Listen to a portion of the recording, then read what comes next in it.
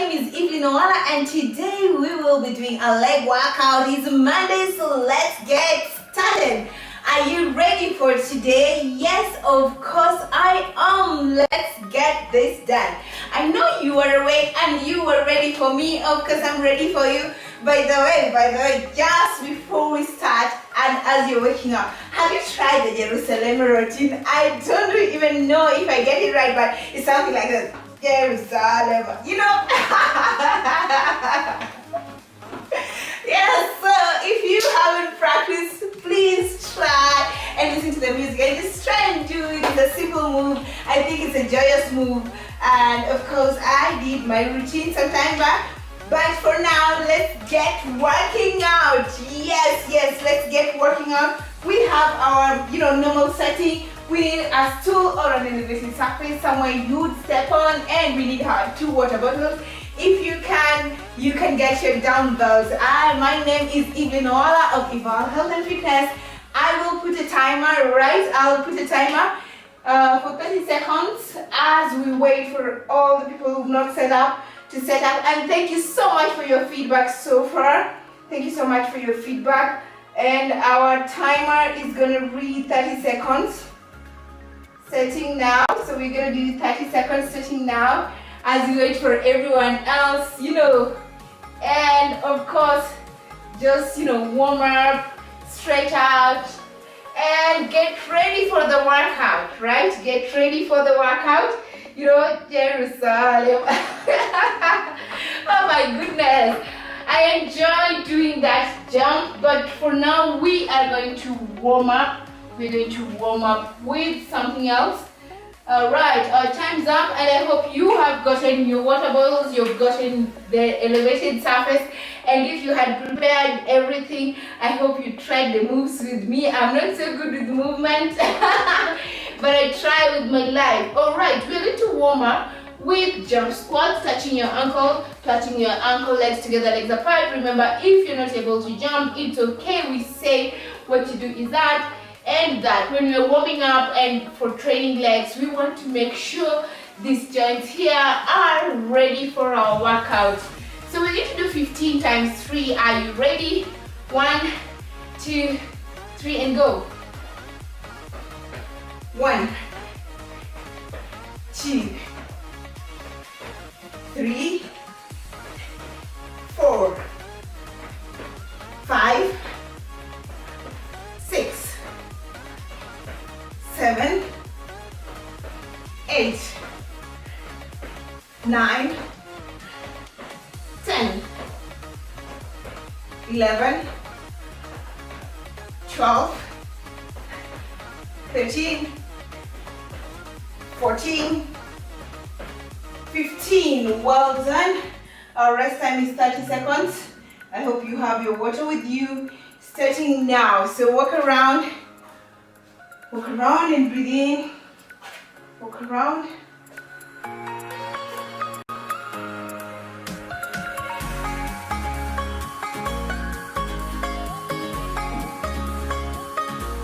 We have 10 more seconds to go. 10 more seconds. Walk around. 3 more seconds. And of course, our time's up. Let's go. 1, 2, 3, and move. 1, 2, 3, 4, 5, 6, 7, 8, 9, 10, 11, 12, 13, 14, 15. Well done. Our rest time starts now. Our rest time starts now. We have 1 more set to go. 1 more set to go. Walk around. Walk around.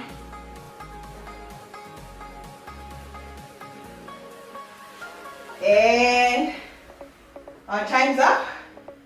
Our time's up. Let's go.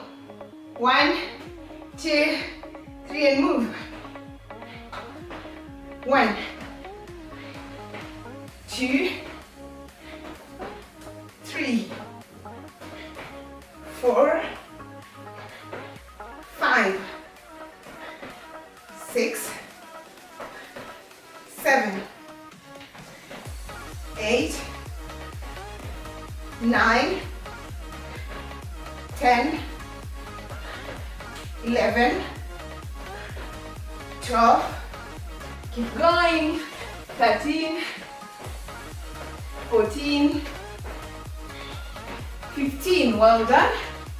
Our rest time starts now.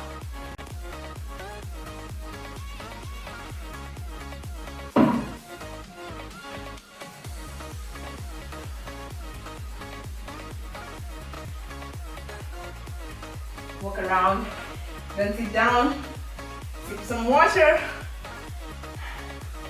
Walk around, walk around.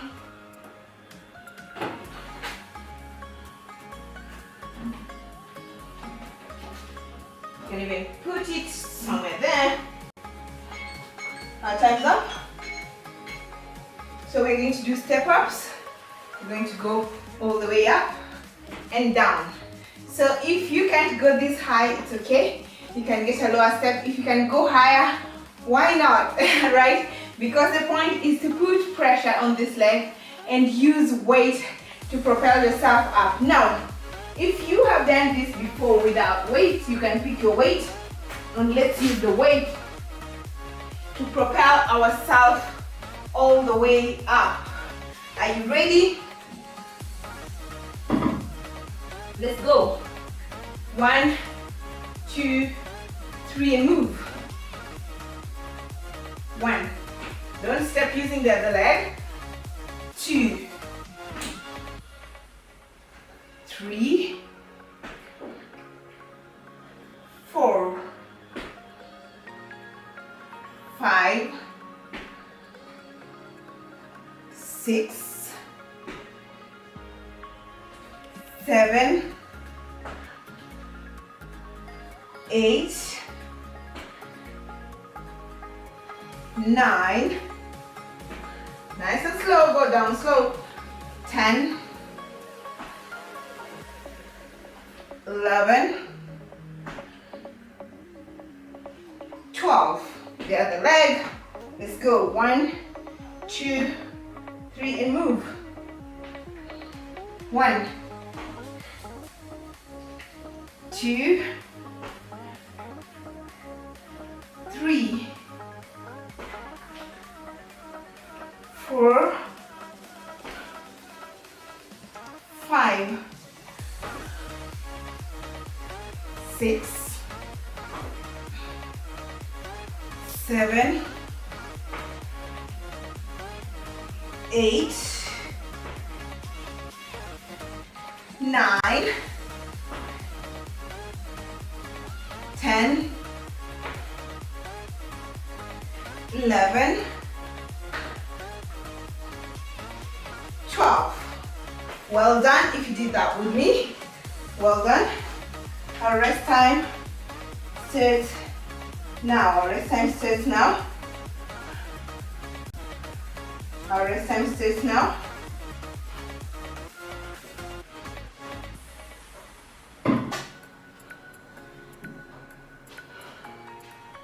Walk around, walk around, then sit down.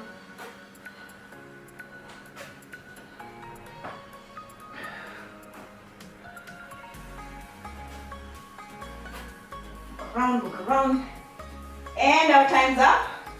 We go for the next set. I'm ready, I know you are. 1, 2, 3 and go. 1, 2, 3, 4, 5,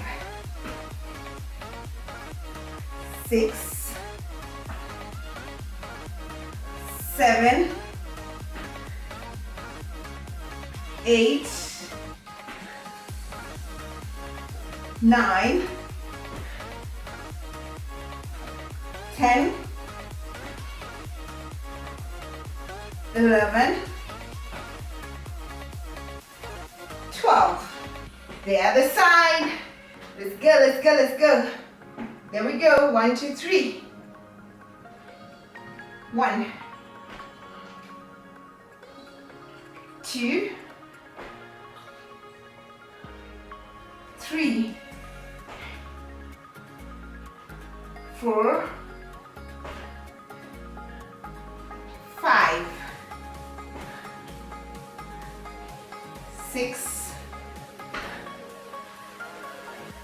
7, 8, keep going, 9, 10, 11, one more, 12. Well done. Put it down. Perfect. Our rest time starts now. Our rest time starts now. Our rest time starts now. I'm enjoying this. Walk around. Our rest time starts now. Walk around, walk around.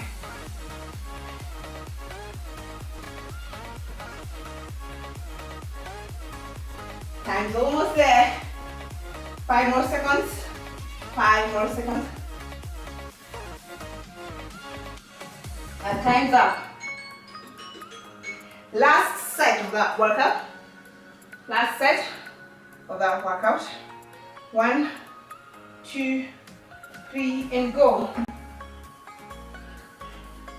1, 2, 3, 4, 5, 6, 7, 8, 9, 10, 11, and of course, drop the other leg. It's good. 1, 2, 3, and move. 1, 2, 3, 4, 5,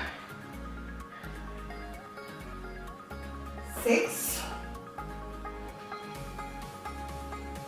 7, 8, 9, 10, keep going, 11, one more, 12. Well done, well done. If you did that whole workout with me, our rest time starts now. Our rest time starts now. Walk around, walk around. So put this aside, right there, and one of the water bottles there, because we're going to use one water bottle in our next workout.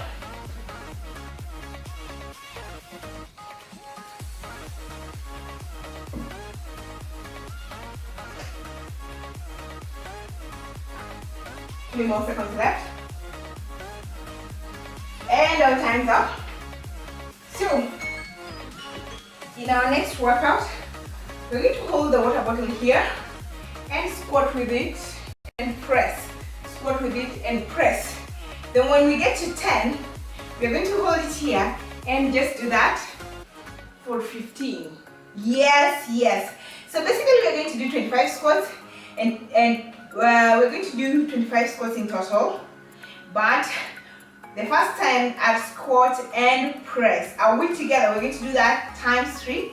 So if you're sitting, if you're unable to balance yourself on a squat, you just tap the seat and come up, tap the seat and come up 25 times. Of course, doing the press if you're able to for the first 10. So let's go. 1, 2, 3 and move. 1, 2, 3, 4, 5, 6, 7, 8, 9, 10. Then we're here. 1, 2, 3, 4, 5, 6, 7, 8, 9, 10, 11, 12, 13 with me, 14, 15. Well done. If you did that, well done. Our rest time starts now. Our rest time starts now. You did amazing. If you did that with me, we have 30 seconds of rest. Walk around. Please don't sit down. Yes, I see you. I see you. I see you.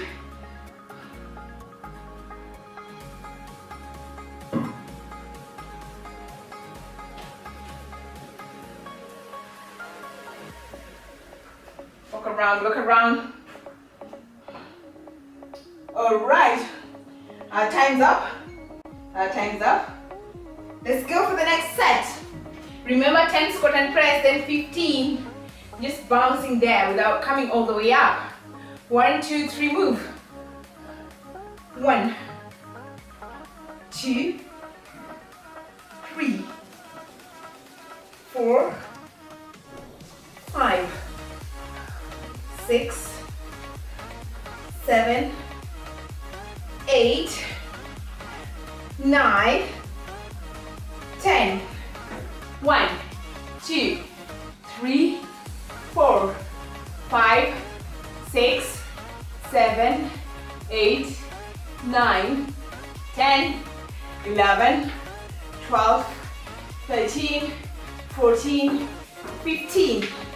Well done, well done.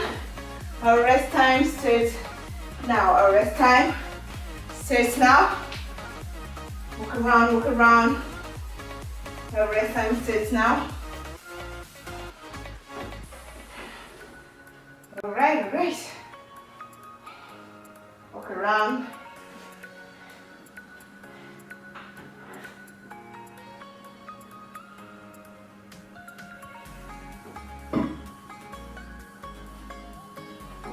Three more seconds left. And there we go. Our time's up. Our time's up. Our time's up.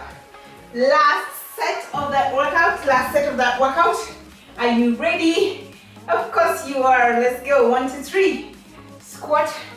Press. 1, 2, 3, 4, 5, 6, 7, 8, 9, 10, 11. No, we're doing 10. I got carried away. Let's go. 1, 2, 3, 4, 5, 6, 7, 8, 9, 10, 11, 12, 13, 14, 15. Well done, well done. Our rest time starts now. Our rest time starts now. Walk around. Our rest time starts now. Walk around, walk around.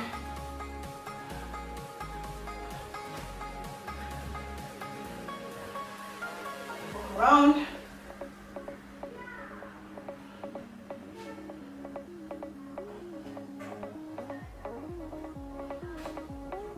Two more seconds and our time's up. Our time's up, our rest time's up. We're going to go for our next workout, which is basically deadlifts.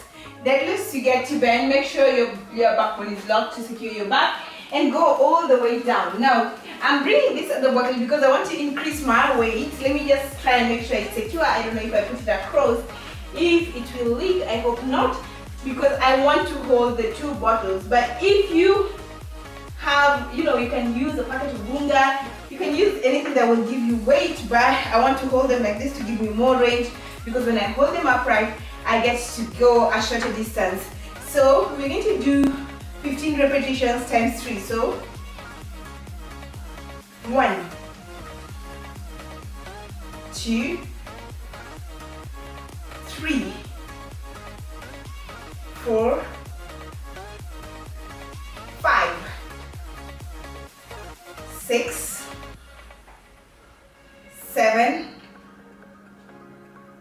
8, 9, 10, 11, 12, 13, 14, and of course 15. Well done, well done if you did that with me. So I'm going to put a rest timer starting now. I'm going to put a rest timer starting now. So we have 30 seconds of rest.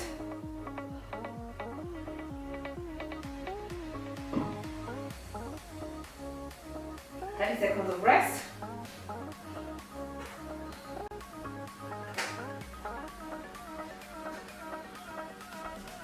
Five more seconds left. 5 more seconds. And time's up. Time's up. Alright. So we're going to go for set number 2. Set number 2. Are you ready? Because I am. Let's go. Pick your weight. You can use dumbbells, plates if you have. 1, 2, 3, 4, 5, 6, 7. Keep going. 8. Back straight. 9, 10, 11, 12,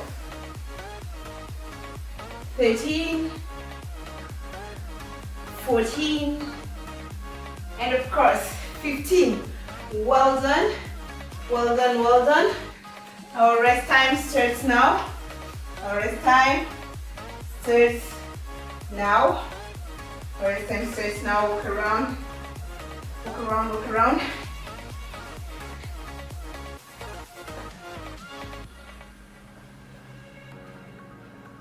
Walk around. Walk around, walk around. We're almost there. 8 more seconds. 8 more seconds. 5 more seconds.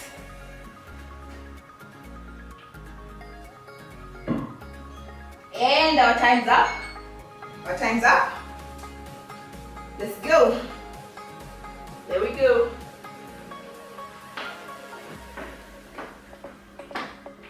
One, two, three, move. 1, 2, 3, 4, 5, 6, 7, 8, 9, 10, 11,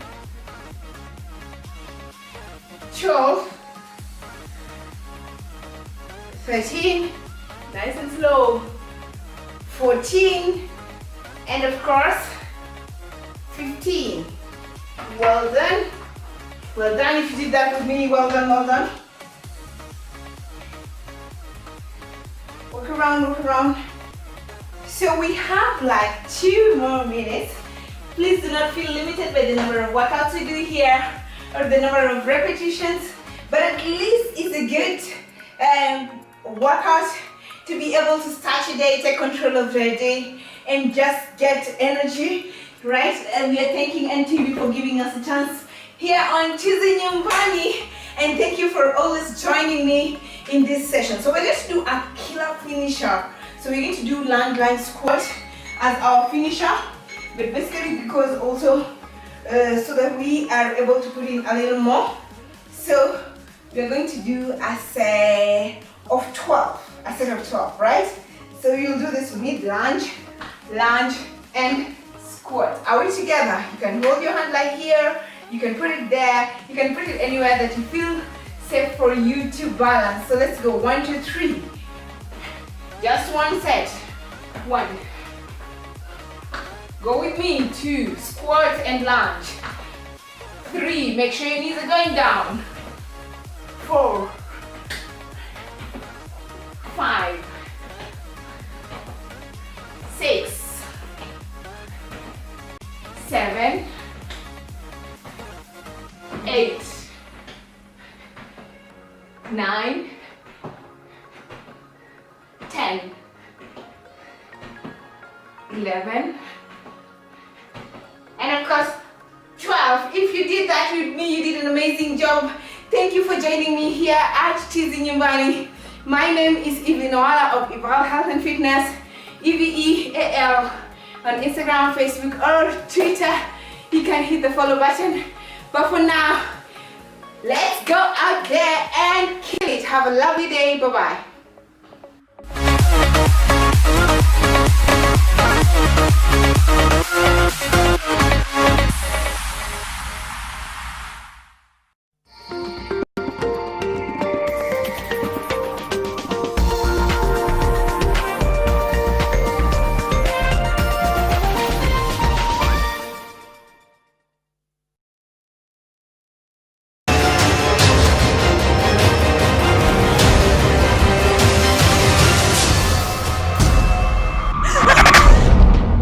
In prison, I thought a lot about you. This is not acceptable!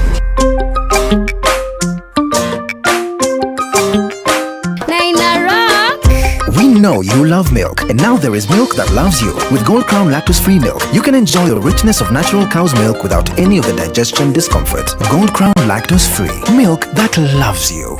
Umewahi jichanganya ukanunua choko yako ikuwe alamu, alafu bwana yako akakuja jioni akakula hiyo alamu akaitengeneza kitoweo.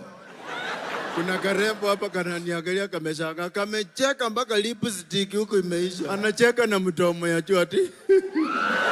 Our shelves are fully stocked and prices greatly discounted for you to make that quick and easy return to school. With thousands of back-to-school items, price cuts on your Jewel favorites, and points to score on your Naivas card. Back to school that's safe on your pocket. Naivas saves you money.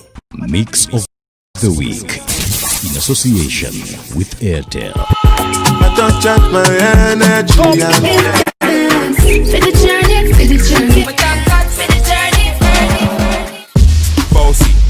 Bossy. Look in the mirror, say yes, I'm the best. This is a short deal. Completely transparent. Okay. If only all things in life were as honest as Airtel's amazing data. Get 500 MB free daily. Switch to Airtel and save. The Honest Network. Akili, akili, akili, akili. We love to wash our hands, and this is how we do it. Wash, wash with clean water. Scrub, scrub, scrub with soap. Rinse, rinse with clean water, and then the germs will go. We love to wash our hands, and this is how we do it. Wash, wash with clean water. Scrub, scrub, scrub with soap. Rinse, rinse with clean water, and then the germs will go. Yay! Well done, soap and water. You got rid of all the germs on Achilles' hands.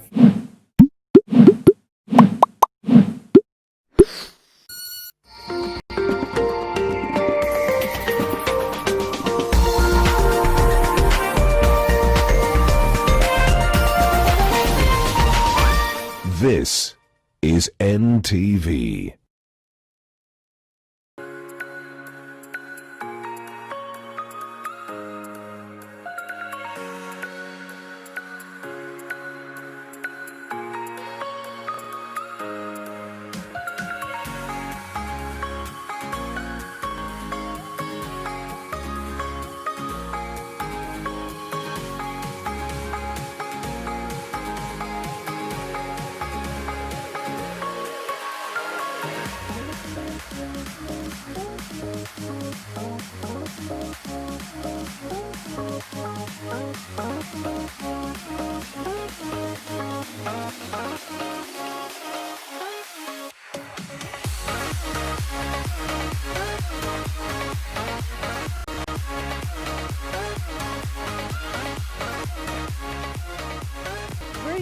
East Africa. Hope you had a wonderful and restful weekend.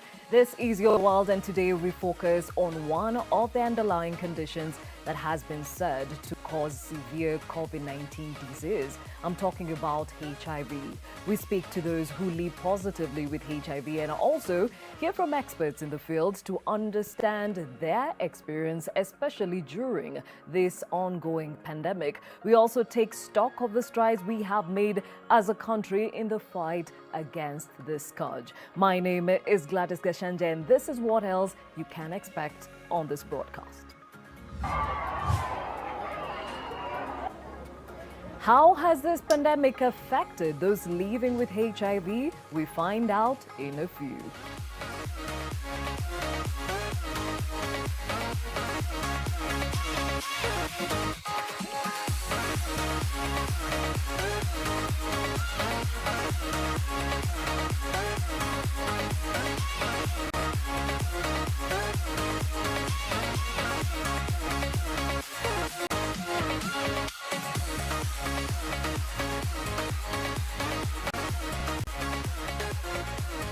Thank you again for joining us on this broadcast. Why are the youth more afraid of getting pregnant than contracting HIV? Well, that is the question for the day to you, even as we talk about living positively with HIV and the strides we have made as a country in as far as fighting this scourge is concerned.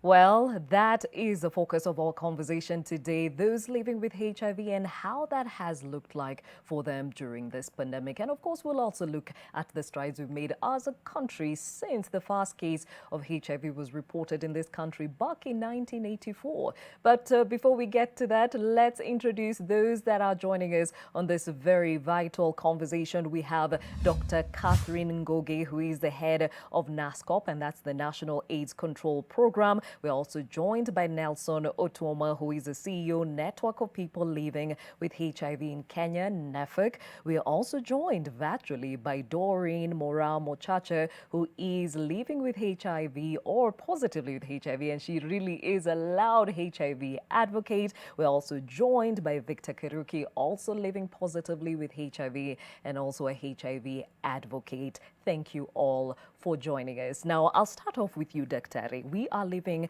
at a time where things have been disrupted by the pandemic. How is the situation for those living with HIV? Thank you so much for your question, and good morning. Good morning. We're doing well. So far, so good. We are continuing. Our services are still continuing at the health facilities. So when you look at in terms of HIV testing, there was a bit of a decline in March and April, but now we are a bit stable. In terms of treatment, we still have commodities in the within the country, and at least our clients are able still to access the drugs that they need.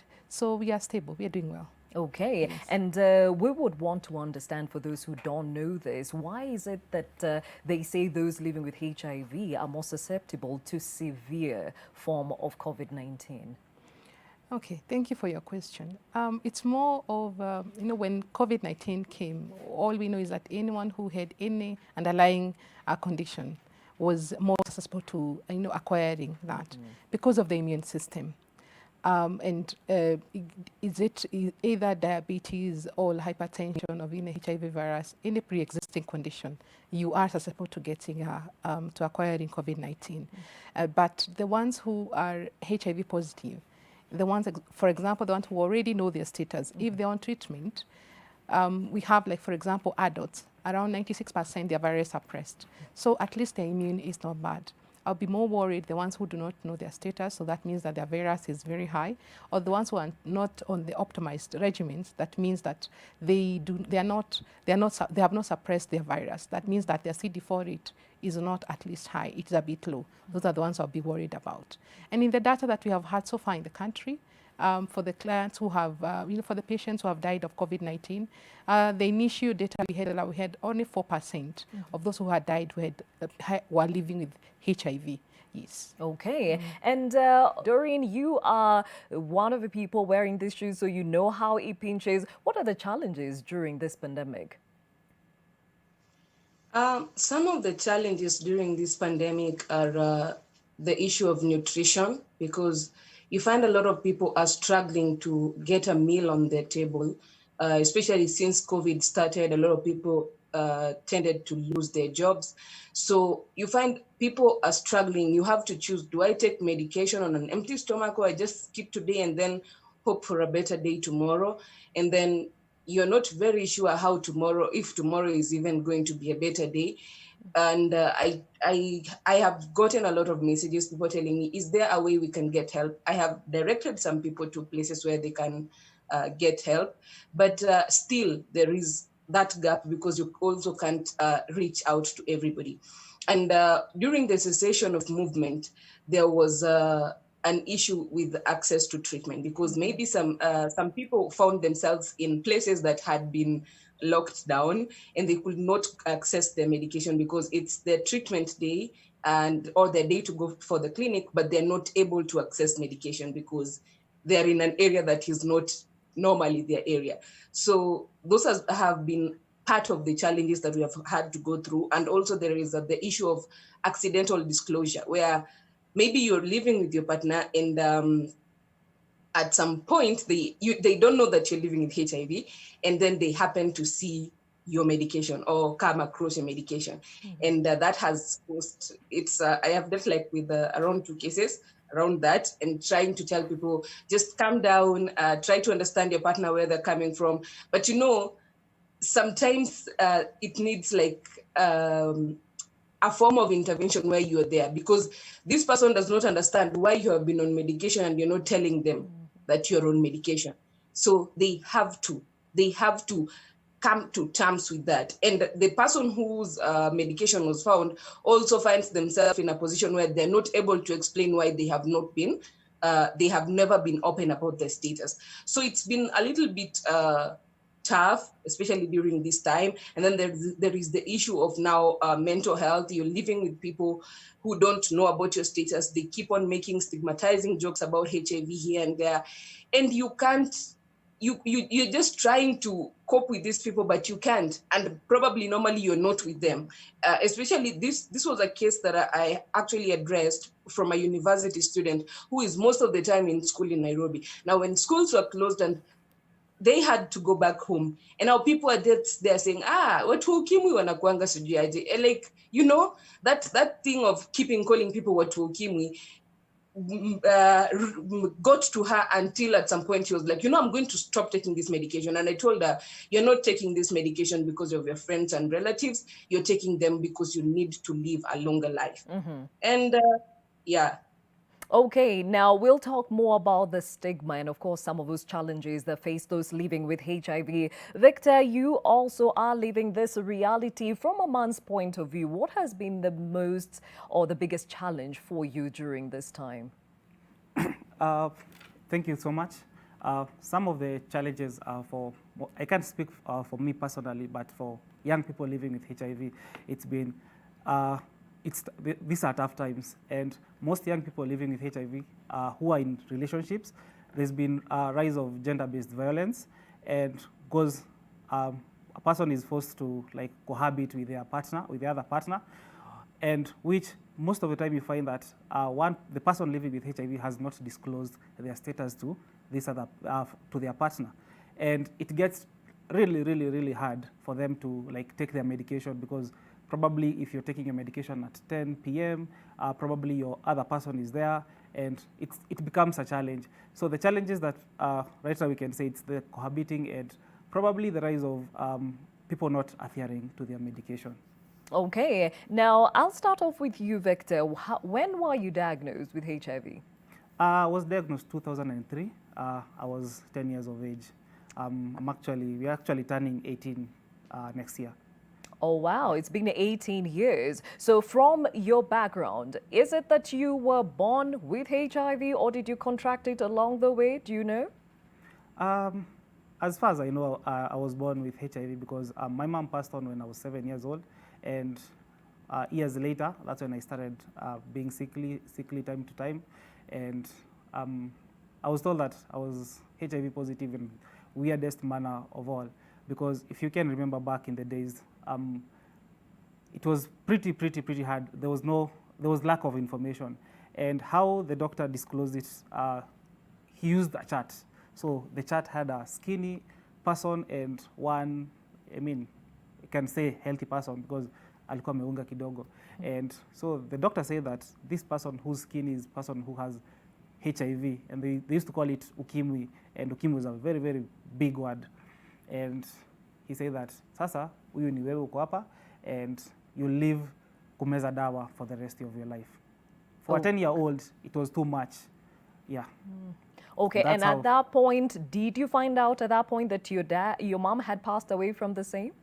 No. I didn't find out until I think 3 years ago when I was trying to apply for a passport, and I had to like get her death certificate. So that's when I got hold of the medical file that had everything. That's when I came to know that, yeah, my mom also passed on with, to HIV, sorry. And let me go back to Doreen. How long ago were you diagnosed with HIV? My official diagnosis was done 20 years ago, but I was born with HIV. I've lived with it for 28 years now. And when I was 8 years old, I had an infection called herpes zoster that was on my left side of the face.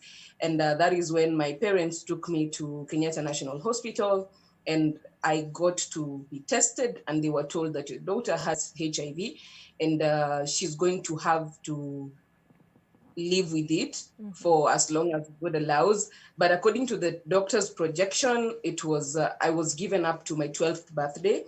So they were like, if she survives up to 12 years, then she's going to be okay. If not, then you just leave it to God. So my parents knew very well that I was going to die. So after I was discharged from the hospital, they had me baptized, prepared to go to heaven. And then later on, 5 years later, when I was 13, my mom got sick, very ill. That is now when she got tested. All along, she was in denial because they knew I had HIV. They had been told by the doctors, go and get tested. But for my mom, she was totally in denial. My dad got tested. He was HIV negative. My mom refused to get tested. So when she fell ill, she got tested. She turned out positive. And a lot of people did not think that she was going to make it. Then she made it. And now when she woke up, she was like, now let's go to hospital. There is something that the doctors need to tell you. So she took me to Kericho level 5. I was tested. Just like going to hospital for me was like a norm. So it did not look like an abnormal day. So the doctor told me, Doreen, you're living with HIV, you got it from your mom, and you will have to take some sort of new medication for the rest of your life, and they're called ARVs. So for me, at that moment, it did not hit me that HIV was a bad thing, because all along my parents kept telling me, you have skin cancer, you have a heart problem. So when they told me I have HIV, I was like, okay, so that is now the new one, okay.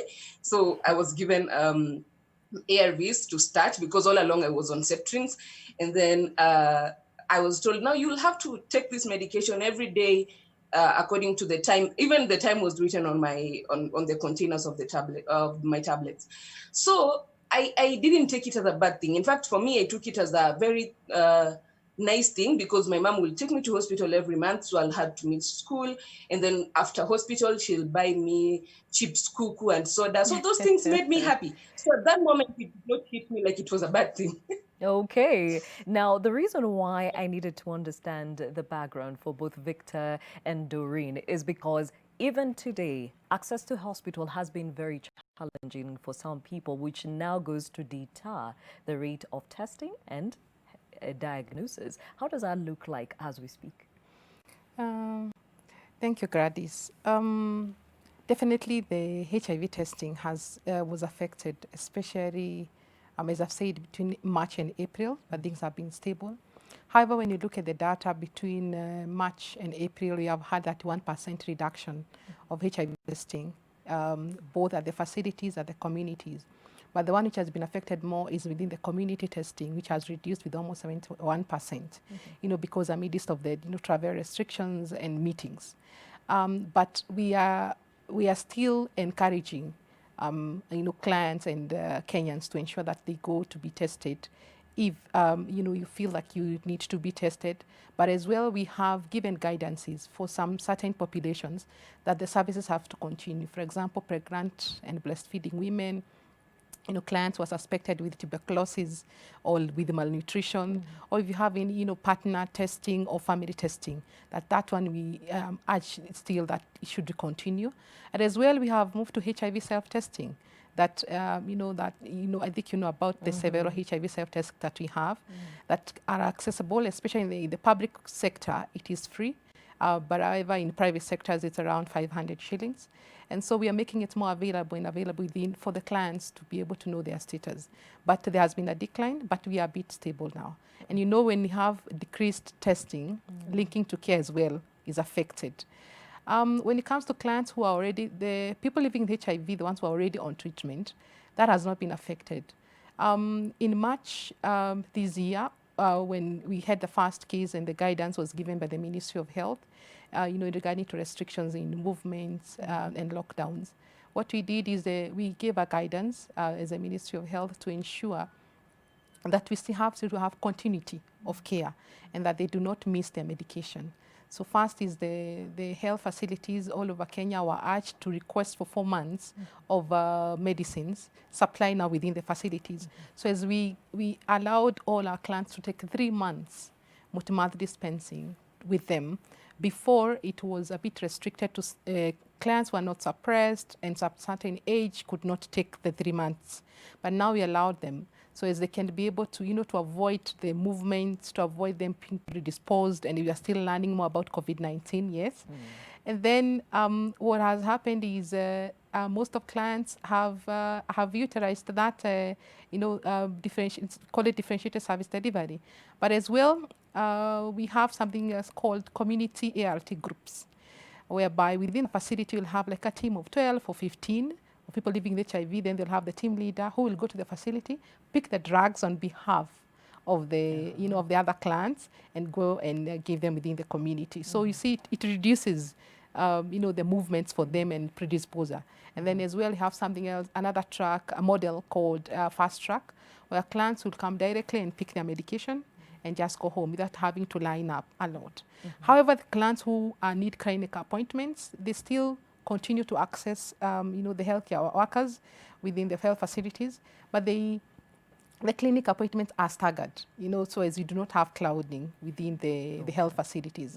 So yes, so we are doing good. So far it is stable. So far so good. Yes. Okay, Nelson, I understand you're now with us. You can hear me clearly. Quick one. There's something that Victor and Doreen have brought up, the way the challenges those living with HIV have been facing, especially when it comes to nutrition and the taking of medication. Have you done anything from the point of view of NEFIC in supporting the same? Yes, and thank you very much for having me, and thank you very much for having us here. My name is Nelson Otuma, as you said. I work with the network of people living with HIV, which is NEFAC, and we work closely with the Ministry of Health, particularly through NASCOP, of which today we are here with the head of NASCOP, and both the colleagues that you've been talking to in this subject, both Doreen and Vicky, are part of our team. Do you work with a network of people living with HIV? Some of the challenges that have been brought up is a lack of, you know, proper nutrition, even as those living with HIV have to adhere to taking their drugs on a daily. How are you supporting them? Yes, there have been challenges, and I just came in when the head of NASCOP was trying to explain to you how we are coping with the issues of COVID, the pandemic, and how we are ensuring that there is continuity of services. So I have to admit that there have been challenges, but I also have to say when all this came up, we were the first to write a letter to the Ministry of Health through NASCOP, And this is because there was fear, there was anxiety, and people were trying to stay away from facilities. And as the head of NASCOP has explained, the challenge of fear has been addressed through education, but the access to medication has been made easy because they've implemented what they call differentiated service delivery, and that is what has been explained as people having multi-month prescription of pills, so they don't need to come to facilities practically every month.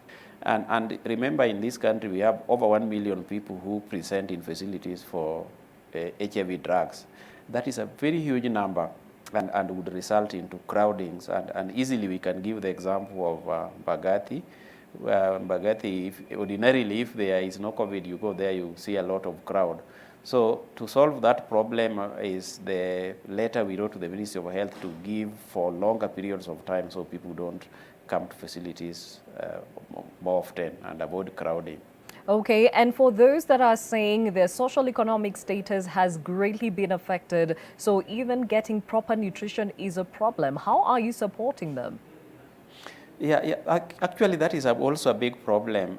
People have lost jobs, some have lost incomes, and we have tried in a small way with a number of partners to leverage support. Particularly, we started with UNAIDS that give us food vouchers and food ratios. There are other partners like the Kenya Red Cross that also came in to support. But it is something that is also very paltry.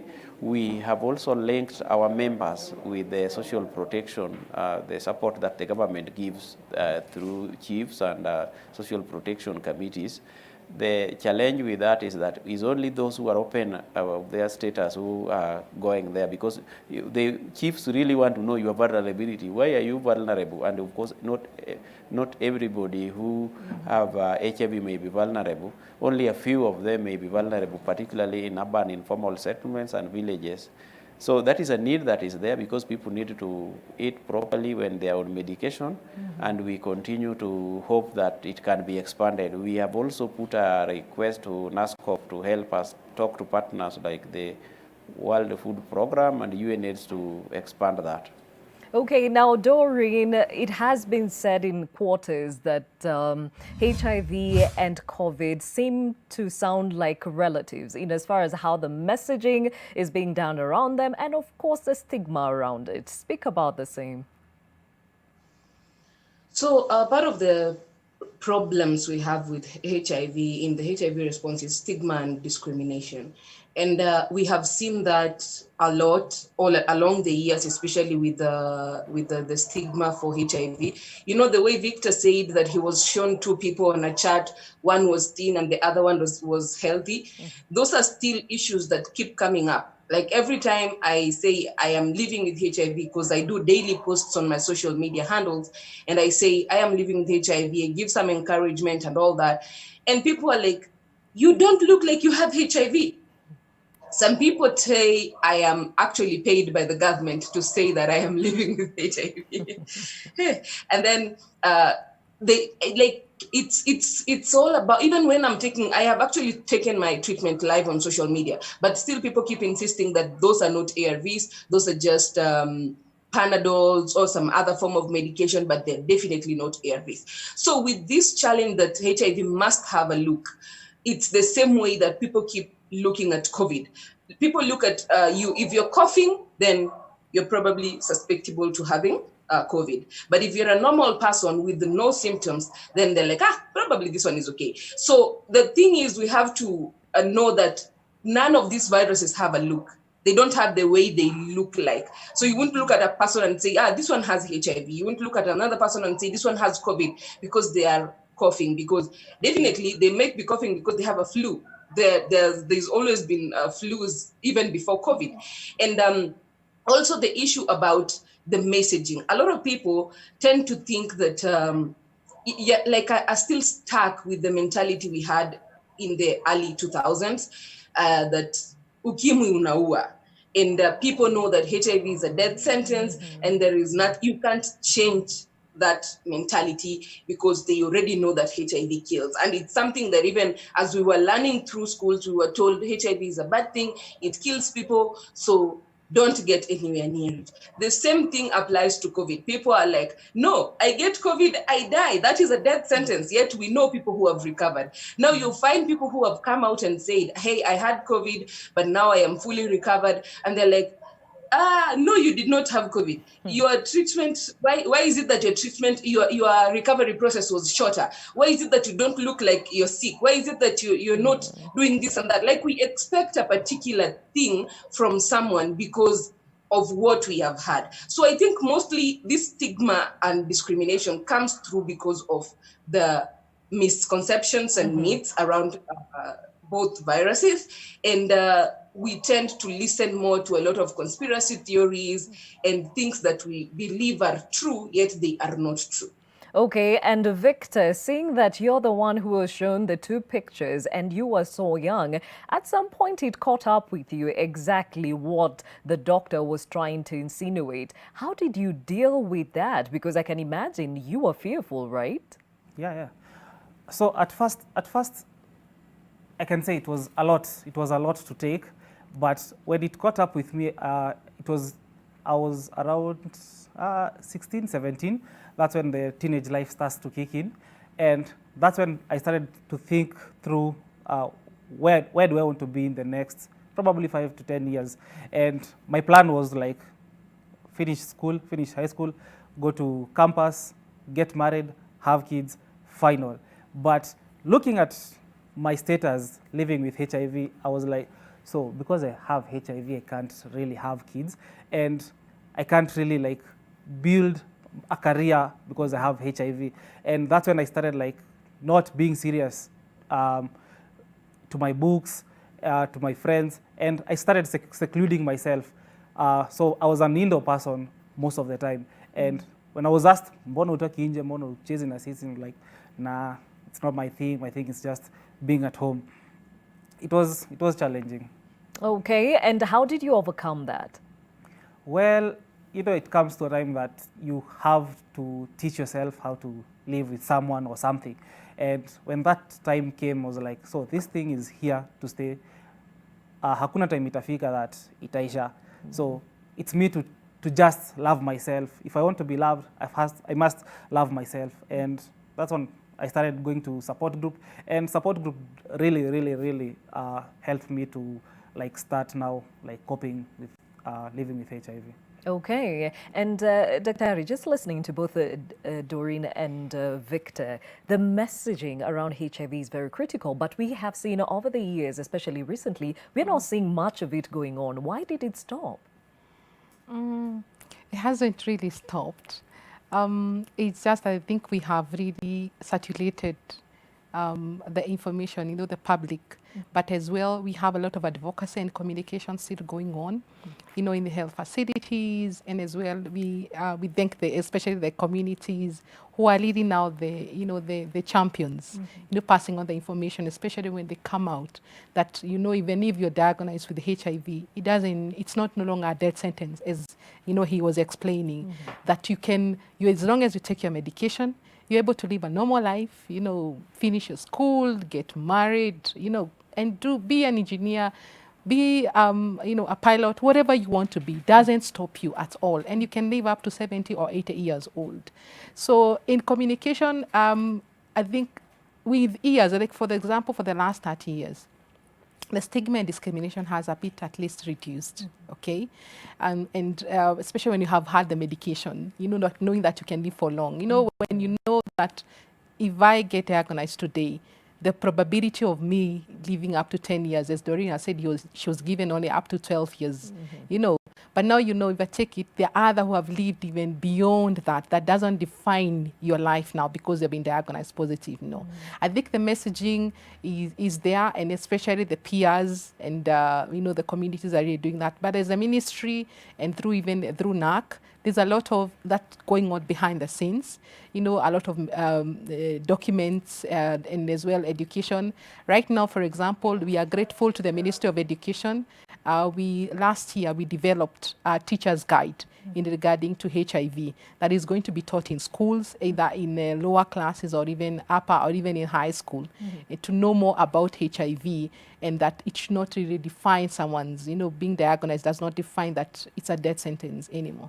Yes. Yeah. Okay, and Nelson, we definitely have made lots of strides, but now the flip side is that we have a generation that is not afraid of contracting HIV and are living a very callous life. And to be specific, a report said that the younger generation, the youth between 15 and 24, are more afraid of getting pregnant than they can or are of contracting HIV. And actually, we went out to the streets to find out why exactly. Take a listen. We, the Kenyan youth, would rather deal with a sexually transmitted disease than a pregnancy. I went out to find out why. It's more about the young people living a carefree life. I don't know what's driving them to that, but you find most of them, they don't care. They're like, if kama ni ugonjwa kuna ARVs, unaona.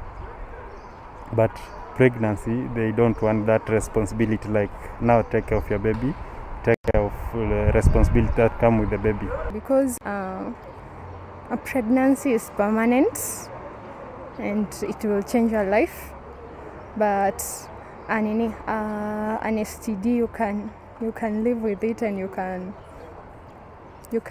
zingine hata watu wanapona. I would say that the message of HIV out there, it's been inakuwa kama kawaida. So I think the sensitization has gone down a bit. So, and with the new generation that there is, most people are not putting it into consideration. Kwa wenye tuna engage na wale, sana sana kwa wale wenye nabeba, mtu anakuambia afadhali akuwe na STDI badala ya kuwa na mtoto, juu mtoto labda mzee atatoroka na atashindwa kulea. For me, I care more about my health. I don't worry about pregnancies or anything, but health comes first. Pregnancy is something you can deal with. The children will come, you'll take care of them. But for my son, I'd rather take care of my health before I think of pregnancy. So people are not using protection. They're not going to get tested, because also there is that stigma. So if we're able to work with the stigma and also getting more information to the youth and telling them they should be out there and know their statuses, then we are going to help reduce the cases. For NTV, I'm Brian Mushiri. Interesting perspectives there. Nelson, what is going on with this younger generation?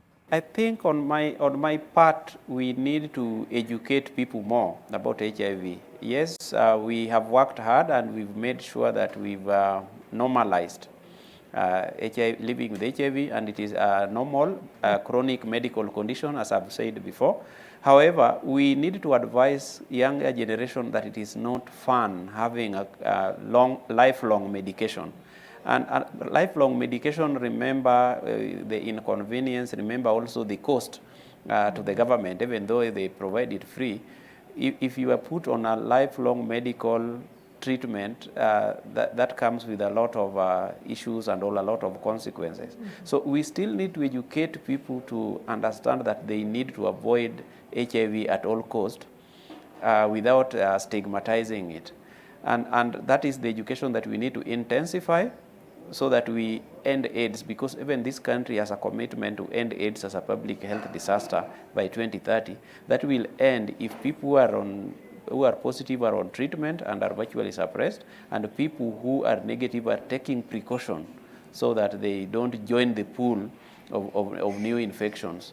I also wanted to touch on what part of the subject you dealt with earlier, which is COVID, issues to do with stigma. And I think stigma in HIV is because it's associated with sex, and that has been confusing even for people who are born with HIV. Mm-hmm. I think COVID more is criminalizing, using the Public Health Act It is like having COVID, you failed to observe Public Health Act, and therefore I think the way it was initially being approached, that is what brought issues to do with the stigmatizing.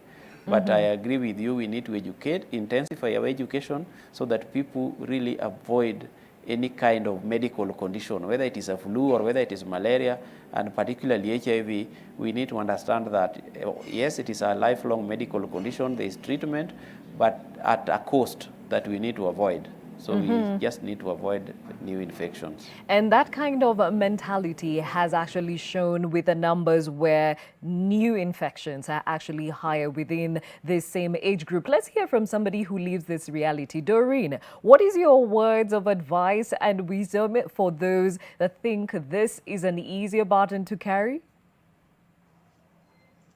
Let me just say a 1 minute story. In 2011, I stopped taking my ARVs because I felt that HIV was defining me and I did not want to live with this condition anymore.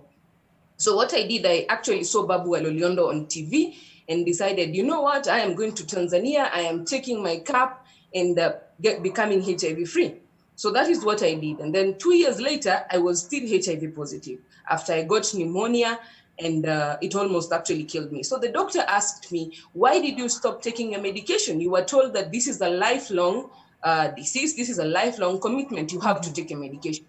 So I just looked at that doctor and I was like, this doctor does not take care of this. This doctor does not know how I feel every day taking this medication.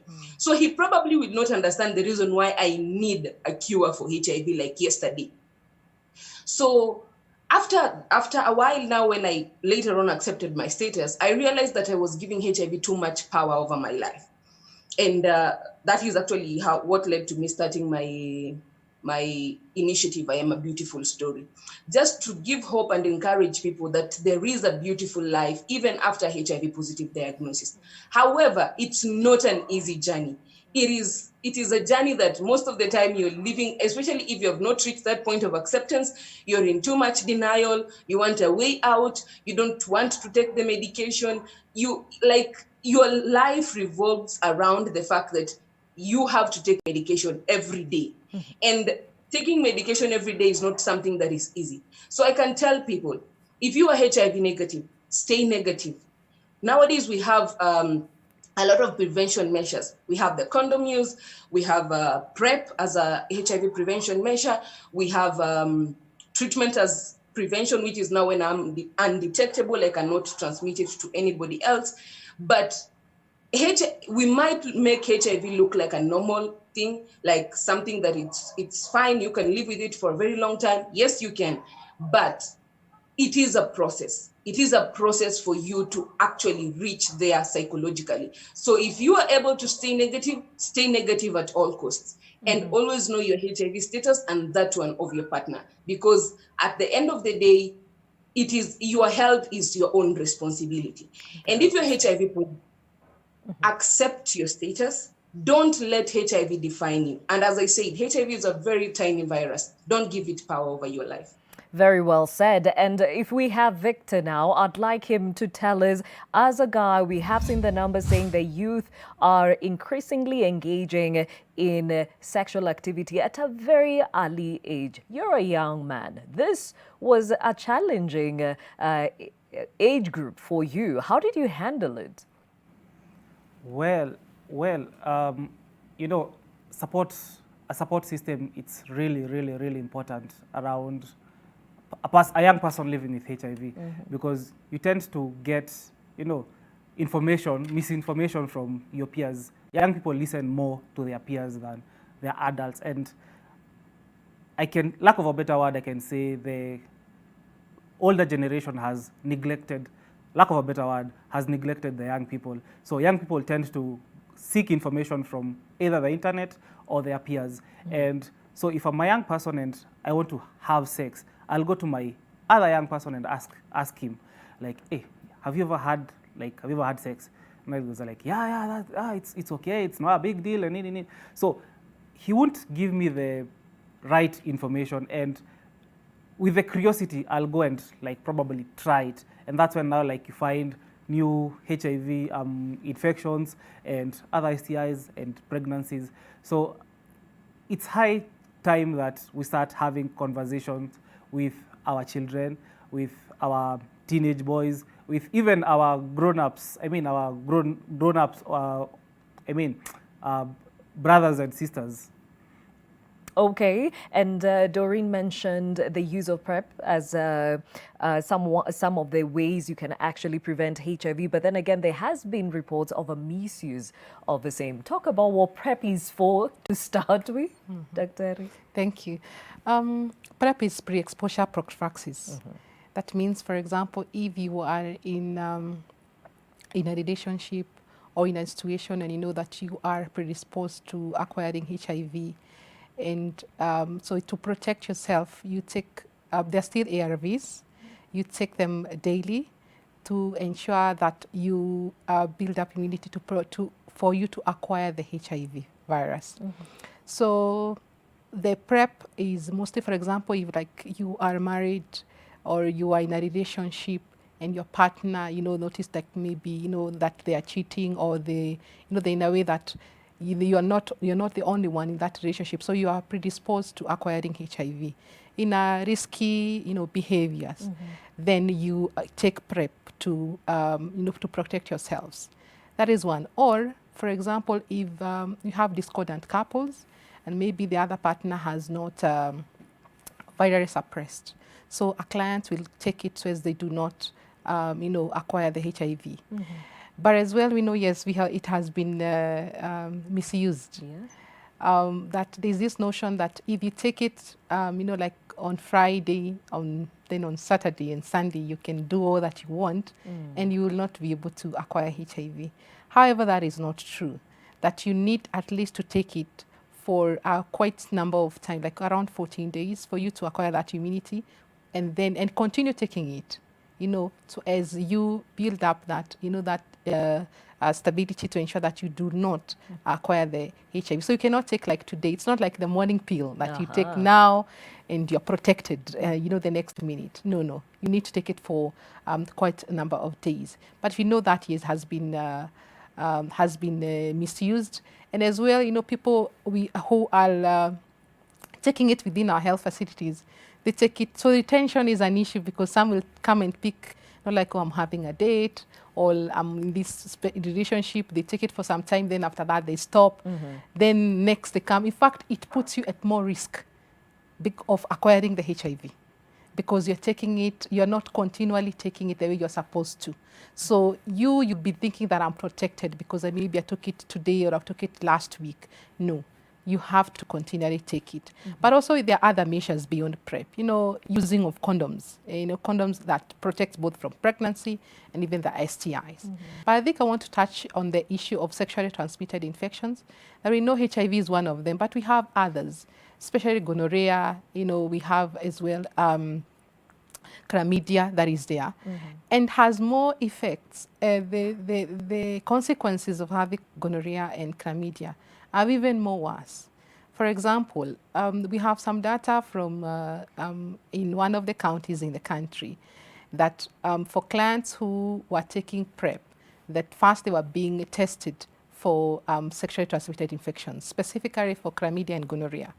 And there were girls between the ages of 16 to 25.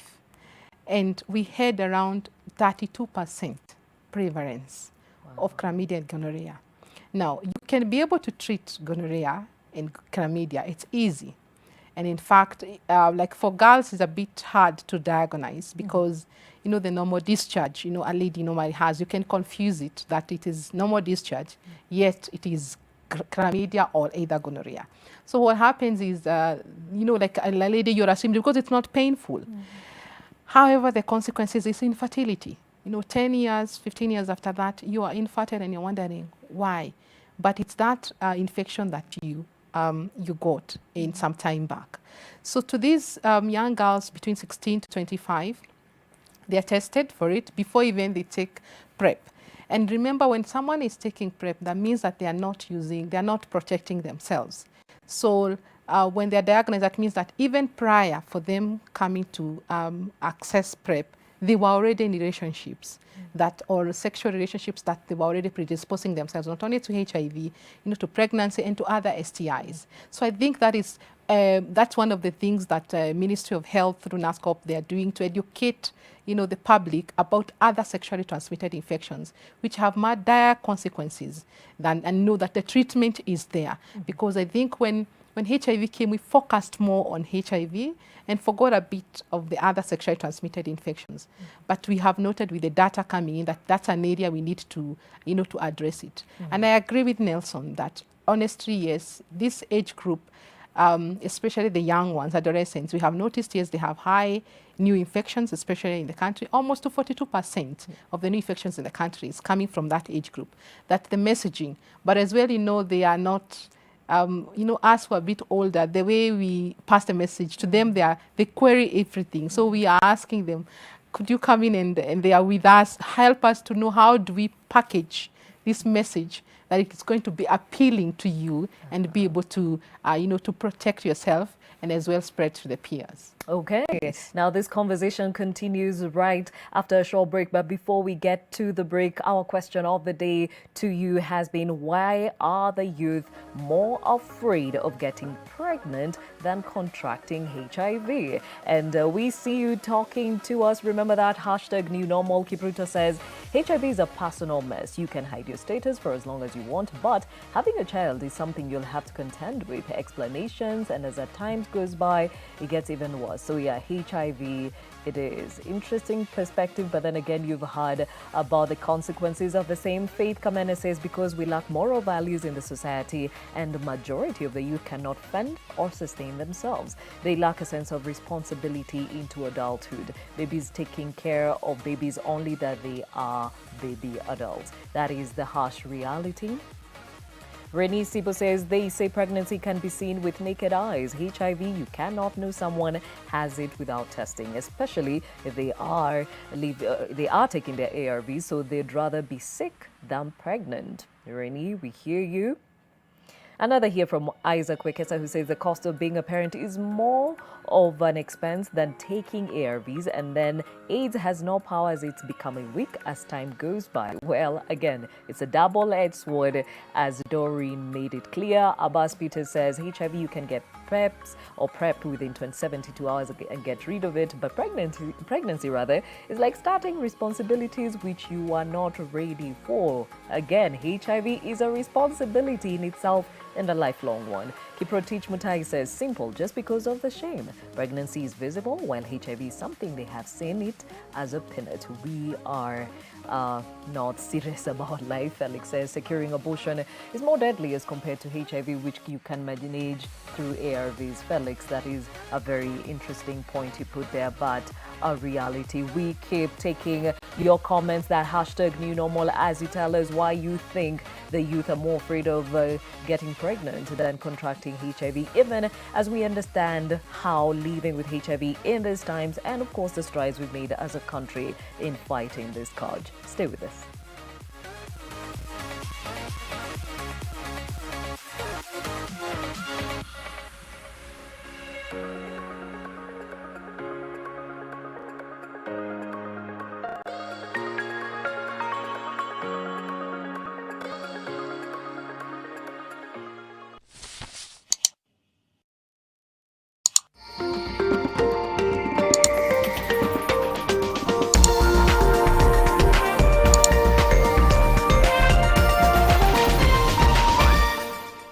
Maji mdosi wangu ametupa simu yangu ndani ya maji. Mdosi wako kwa sawa? Venye Nkirota ameniambia ajui na akimpigia simu ashiki. Hey! Guy! What the?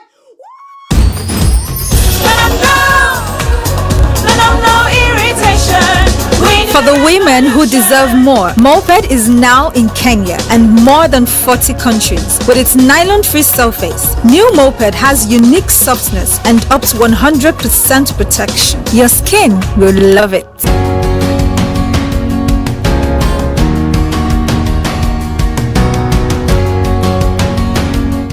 Celebrate Mashujaa Day with Royal Mabati. We have glossy profiles at Kenya shillings 370, tiles profiles from Kenya shillings 550 countrywide, and Royal Aluzinc startup pricing at 290 for hardwares. Call us today to make your order. Free delivery countrywide with Lipa Pole Pole payment option available.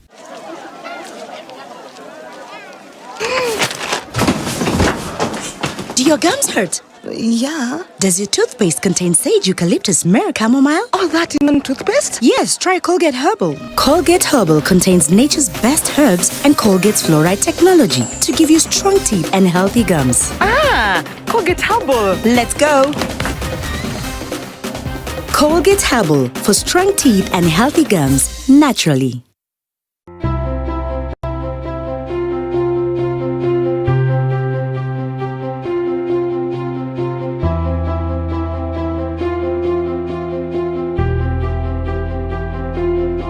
Bank wakasema mwenye ako na loan tuende kwa bank. Mtu vile alikuwa amechukua loan yake kiwango yake akareduciwa. Sasa ingekuwa maisha ni ngumu kabisa. Sasa nimekuwa marafiki na Equity Bank kabisa.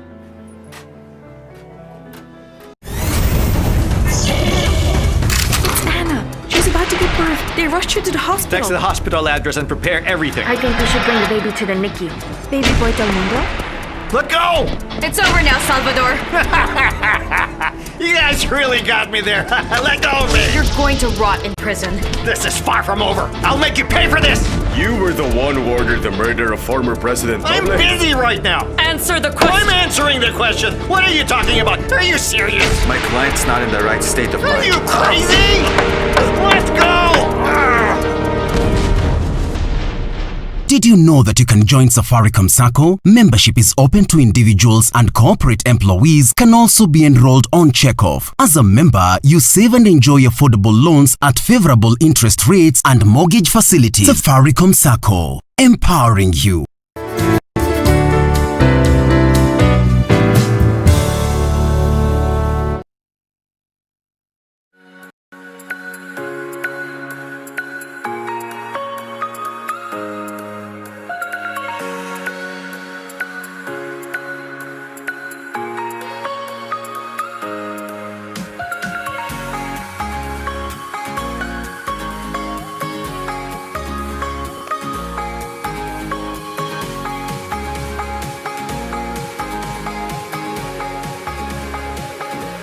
Thank you for staying with Your World. My name is Gladys Gachanja. Today we talk about living positively with HIV, and I'm still joined by Dr. Catherine Ngugi, head of NASCOP, Nelson Otoma, CEO at NEFEC, Doreen Moramo Chacha, who is living with HIV and also an advocate of the same, and Victor Keruki, who is also an advocate of HIV.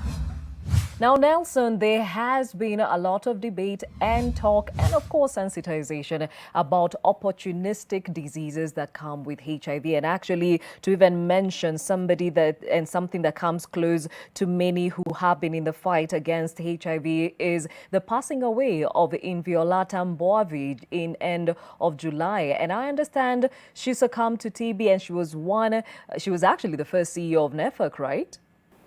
Inviolata was one of the pillars of NEFAC, one of the founders. She was an encouragement and a motivator for young people. Usually when we lose such people, then a lot of people feel discouraged, particularly the young ones. And we hope that they are not. Death is the nature of a human being. Even if without HIV, people still die anyway. Yeah, so this is something that we are still dealing with and reaching out also to the family and also to the members and friends of our colleague. And we hope that it is not a big point of discouragement. As far as we are concerned, she had complications related to other conditions rather than HIV, particularly TB. But what the lesson we learn is that people who have HIV are still vulnerable to other diseases and conditions, and they get sick with malaria, they get sick with pneumonia, they get sick with other conditions. And in the area of COVID, that is why we are also taking precautions so that people don't get COVID. And if this is diagnosed in time, any condition that comes to people living with HIV will be managed and will be treated, and they will continue to live like any other person. The reason why we encourage people to religiously adhere to their HIV treatment is that then you are virtually suppressed and you are like an HIV negative person. So any sickness that comes, your immunity is strong and you are able to ward it off. Thank you, Nelson. I'll cross over to Doreen, and we slightly touched on the importance of disclosure, and disclosure has been one of the other things that has been said to actually increase those numbers in as far as new infections amongst the youth. Is this an issue, and why is it an issue? Disclosure is an issue because as Nelson said before, a lot of people tend to associate HIV with having sex. So the minute you say I'm living with HIV, the next question that comes after that is, how did you get it? And some people are like, so you already started having sex as an early age as this one. How many people have you slept with and all that? So a lot of people tend to not want to disclose because they want to avoid all those questions of how did you get it, when were you infected, who infected you, how many partners did you have? And most of the times I tend to say nobody really owes you disclosure. It's a personal choice. So you can decide, hey, I'm going to disclose to this person and tell them I am living with HIV. But most of the time it's encouraged because you are able to get a support system. Because living with a health condition, you do need all the support that you can get. You do need a caregiver, you do need, like not a caregiver per se of in a manner that you're like bedridden or anything, but just somebody to be with you in this journey. And that is actually why disclosure is important sometimes. So if you can, it's not very necessary that you have to tell everybody, hey, I'm living with HIV, but you can get one person whom you can have as your support person, who when on those days you feel like, today I do not feel like taking this medication, they tell you, you know, you have to keep going. So you need one person at least who knows that, who will hold your hand throughout the journey. And that is where the importance of disclosure is. And for partners, I do feel like it's very important, especially if this is your sexual partner, maybe in a relationship or you're married.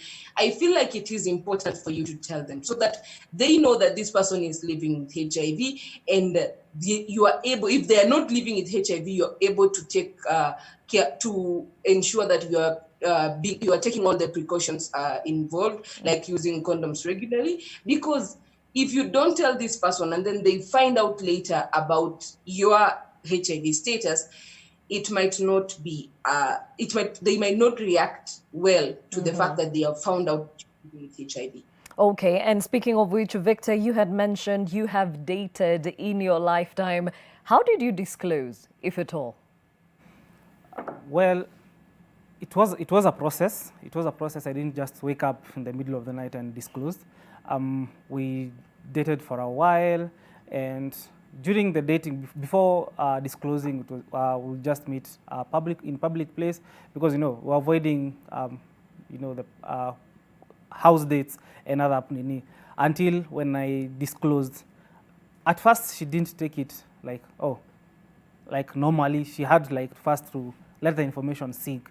And I really loved her, and she went silent for around 2 months, and then when she came back and she told me oh, I'm sorry, I was silent, and I really want us to kickstart it.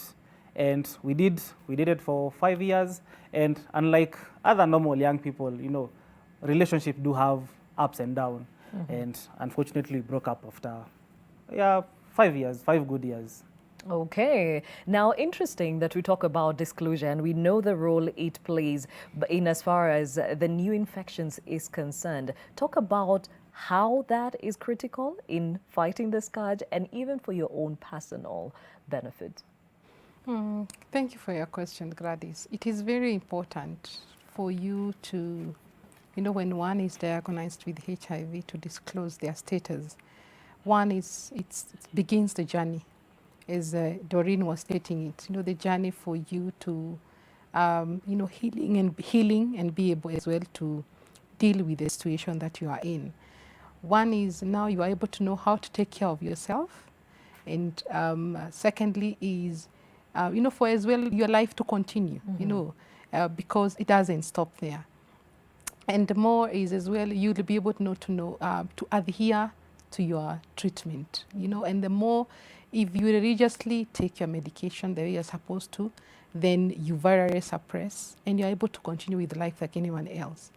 But it's not an easy journey. As Doreen and Nelson has talked about it, that for you to get to that point you accept, it takes a lot. And yet, yes, you need that psychosocial support, from the facility and even within your own circle. You are in a circle either from family or from friends, so as to continue with it. Because there are those days you'll be down, the other days, you'll be up. For example, you've heard what Doreen has explained. There was a time came and she felt, 2011, I don't want to take this medication anymore. So you need that person who will be able, to keep you, encouraging you to take it. And when you have accepted completely, then you are able to continue with your life. Now let me give you, we have psychosocial support, especially within the health facilities. And for example, when you are diagnosed there, the counselor is very, very important. How they're going to break the news. Yes, you read from the kit that you're positive. But now from the next words coming out are very, very important from the counselor to you.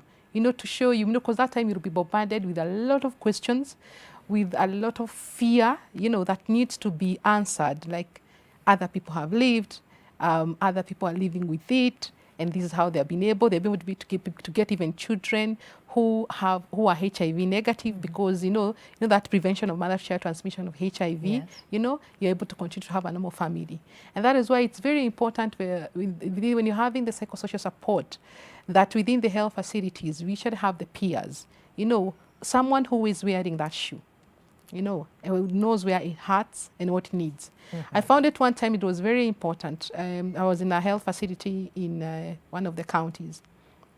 And, as a healthcare worker, you just tell the client, take your medication in the morning and in the evening. However, when they talk to the peer, tell you, when you take this one, you usually feel nauseated, you feel like vomiting. So when you're taking it, please take it with Uji. You see, now as a healthcare worker and not wearing that shoe, I will not know that. But so talking to the peers helps the clients know how do you cope with this disease day in and day out. Okay, let's introduce Sentogo into this conversation. Thank you for joining us all the way from Uganda. You have been volunteering to actually take this medication to those living with HIV. Why? First and foremost, the Bible says in the book of Matthew chapter 25, verse 37, Jesus himself said, I was sick, you took care of me. I was in the hospital, you were able to visit me. I didn't have food, you gave me food. And I didn't have maybe medication and all that, you helped me. So basically, we base on that to help people. And two, in the book of James, chapter 1, verse 27, the Bible says that the only religion is that kind of religion which can care for orphans and also the widows. So in this case, we have these people who are affected by HIV, and also talk about the lockdown and coronavirus and all that. These people, they were in a difficult condition. They couldn't help them out. So they needed a helping hand out there to volunteer and to help our people to see that they can also be in a good condition. And you remember, some of them, they are young. Talk about 80-year-old girl, 7 years, and even these vulnerable women, they are just widows, and their husbands passed on, so they don't have any help out. So, and even the distance from where they stay, and also to the health facilities, talk about hospitals where they are supposed to get their ARVs from. It is really a longer distance, and there is no this kind of public means. They were completely banned of public transportation. So they were no means of transporting themselves from where they stay to their health centers, and the days of getting their ARVs had already passed. So they needed someone to help them, and they were weak, they are sick, they are young. So indeed, you can see really that there is a big need for someone to volunteer or to come in and help them out. What are the other challenges you've seen those living with HIV facing during this pandemic? Of course, first and foremost, they are unable to access their health facilities. Talk about ARVs. 2, they are unable to get food. And the health workers have been really emphasizing that anyone who is affected by HIV must take good meals in order to activate to boost their ARVs reaction. You get my point? So lockdown, these people are no longer working, and some of them, they were sacked out from their jobs where they were working from. So it's really next to impossible for these people to get help. So those are challenges: transportation, lack of food, even this kind of social gathering based, and also based community support. They are unable to get their help. Okay, and is the government in Uganda supporting them, at least when it comes to nutrition? It's really hard and also difficult, because even during the time when it came to give out food, remember they were required to have national IDs, you get? And some of them, they do not have national IDs to access those kind of enough food. You get my point? So the government does some little work, but again, the NGOs must come out and help. Okay, and do you operate on your own, or are you part of a bigger group? No, we have an organization called New Dawn Africa Foundation. It looks after people with HIV. On a monthly basis, we get some kind of support from well-wishers, donations, and all that. On a monthly basis, we give them some food like posho, beans, rice, and also some bit of sugar, depending on what we've got from our well-wishers, and those people can really help us to run the organization. You get my point? So these are the organizations which can help the government out there where the government can't reach, because these people, they stay in slum areas, and they are also in the islands, because the Wakiso district is bordered by lake shores, islands, and you know what takes place on around the lakes. They were that kind of spread of HIV, the women and the husbands, so they can move freely. There is no that kind of orderly way, and they pass. Some of them, they die. So that's how you can really see that there is a need. So government can't come to this kind of local areas. So it's those kind of non-government organizations which can really come out and give a help to these people where the government can't reach.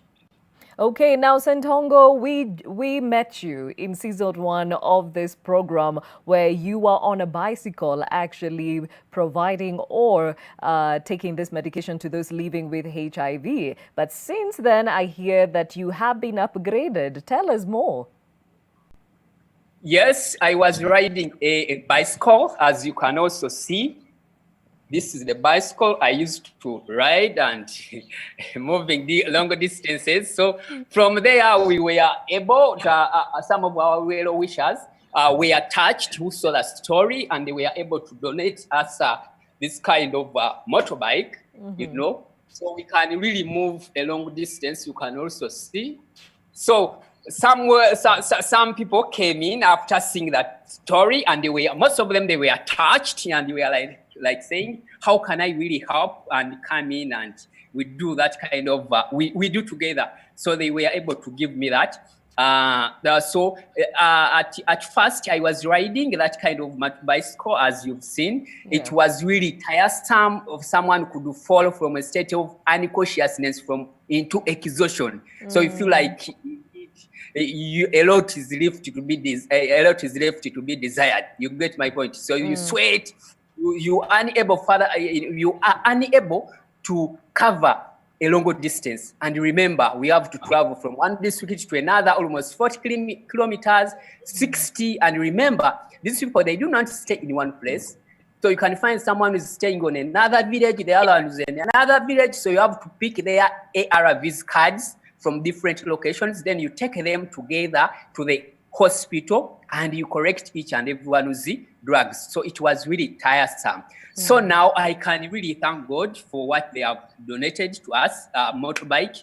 Now I can multiply, and also like where I was covering almost 40 kilometers, now I can multiply it by 3. So meaning 120 kilometers can be covered. And also the scope had to become wide. You know, we were able now to go to other districts because we used to stay within Wakiso, but now we can go to other districts and expand the network. And two, some people, they didn't know that we were helping, and some of them, they are just being there. I don't know how they can really get help. After seeing us on this kind of social media and TV and all that, they were able to give us phone calls, come and help us, come and help us. So even because we look after almost 65 families and more, but now we've got more other people who are in need. So this motorbike now, it has our work. So, and we are saying that indeed, if God can also open more doors, we can even get someone who can donate us with a van, and we shall be able to carry even more children and also vulnerable women, because sometimes when you go to hospital, they can ask you their status, their blood, viral load, and you are like, how can I really help them out? And they are like, can you bring them here? You know, so I just have motorbikes, so you can't carry almost 10 people. And I've told you, we have almost 65 families and more. And some of them, they are children. Some of them, they are women. And also some kind of advanced people, advanced in terms of years, they are old. Yeah. So you need to have a van and you pick back them there, and then you go and you do extensive work, and also you do it massively, and people be touched and be inspired. And also other people can copy or borrow a leaf and help this kind of people who are in need. Okay, Gonzaga Sentongo coming to us from Uganda. Thank you so much for the work you continue to do on behalf of those living with HIV. May God bless you. May He keep you safe, and we wish you good health. Thank you for joining us. Thank you too. All right. Now, the National Council of Churches of Kenya launched a one-year program aimed at empowering men to actively engage in the fight against HIV and ensure Kenya will have zero HIV infections by 2030. We are now joined by Reverend Canon Chris Kinyanjui, who is the General Secretary of the NCCK, that is the National Council of Churches of Kenya. Thank you for joining us, Canon. And why the men? Thank you very much, Gladys, and happy to join this show this morning. The National Council of Churches has been working on the HIV/AIDS since the pandemic was declared some years back. And by grace of God, we have maintained and retained our involvement with the people and the communities. So for right now, as we speak, the annual infection rate is averagely about 36,000 people, new infections each year. And after working with the partners and the research that has been done in the country, there is a weak link that has been found in new infections. And that weak link is the men. And that is why for us as the National Council of Churches of Kenya, together with our partners, the Christian Health Association of Kenya and our member churches across the country, we decided that for 1 year, we will focus on the men. We'll focus on the men for about 4 or 5 reasons. One of them is that men do not know their status. Among all the population sections that we have in the country, men do not know their status because men avoid going to hospital at all costs. And therefore, they don't test and they don't know. Now, that also means that they don't seek treatment for HIV-related infections. And that obviously now is not just bad for the men, it's bad for the women as well and the children. And the third issue is that although men have the leadership in the families, we find that their leadership in the family is so critical in ensuring that they are delivering the message of hope in the family. So men don't know their status, men don't go to hospital, and then men also have a higher chance of transmitting HIV and AIDS more than women. And then because they don't seek medical attention, their viral load is very high. And therefore, their chance of transmitting it in the community is high. And that actually jeopardizes all the chances for everybody. So we feel as the National Council of Churches, by focusing on the men, we are going to achieve the objective that the country has set, make sure that we have 95% of people living with HIV/AIDS to know their status, 95% of people diagnosed with HIV/AIDS to be on treatment, and the third issue is for 95% of the people to receive treatment and have their viral load suppression. That is the reducing of the virus in their blood. Now, Reverend, what's the success rate so far, so to speak? We do have success. We have been talking to men. Within our churches, we do have the men fellowships and like the Kenya Anglican Men's Association, the PCA, PCMF, and the others. And we are talking to them because that is where we begin, that they open their families for them to actually be tested for HIV/AIDS. The second success that we have had is to encourage the men, and we have seen more men actually taking up the testing, because the testing is the most important thing for them to first know their status. Men have a lot of fears, and those are the fears that we have been trying to address. One of the fears is that men fear that health-wise, if they are HIV positive, they will not live. And we are encouraging them to know that if they know their status, they can still live a long life if they are taken through the right counseling, the right psychological support, and they take medication. The second one is sexuality. Men are macho and they want to be strong. And it is not a good thing for a man. They don't feel good when they are saying, I have HIV and AIDS. And therefore finding partners if they are single or staying with a partner if they are married becomes a bit difficult. The third issue is family relations.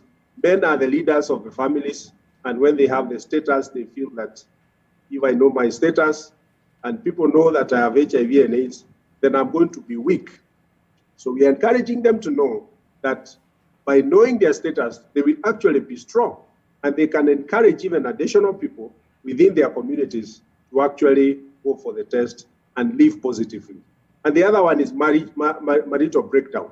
A lot of men who are married, when they get positive, sometimes they fear that their marriage is going to break.